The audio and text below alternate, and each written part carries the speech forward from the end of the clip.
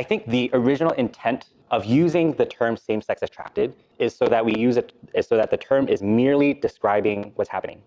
It's not a label identity. A Christian is a Christian. I'm a tall Christian. We don't need to say like, oh, you don't need to be tall. Oh, I'm short. Oh, you're not short. You're Christian, you know? That, like, these are like irrelevant things. Our identity, we only have one. We're children of God.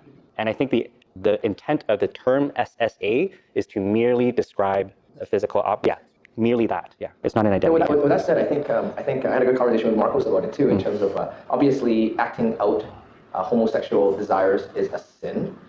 Indulging it in the mind is a sin. Desire is a sin. Indulging in homosexual thoughts is a sin.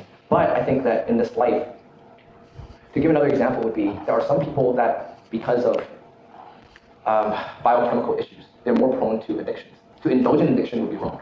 But the proneness to it is brokenness in the brain. So what I'm trying to say is, like, how does it? My view is that to indulge in sexual sin, including homosexual sin, in any way, thought, affection, or action, is sin, definitely. Mm-hmm. But someone who has a orientation towards that and is not heterosexual, they're not in sin all the time, every single second of their life.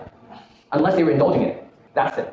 If there's any Christian that I've encountered who has a struggle, by struggle I mean they want to honor Christ, they strive to honor Christ, but they are same-sex attracted, and they're not heterosexually attracted, or they have a, let's just call it within the brain, for some reason they're struggling with transgender confusion. Okay, if they're not indulging in it in thought, affection, and action, I'm not gonna say to them, you're in sin all the time by the state of who you are.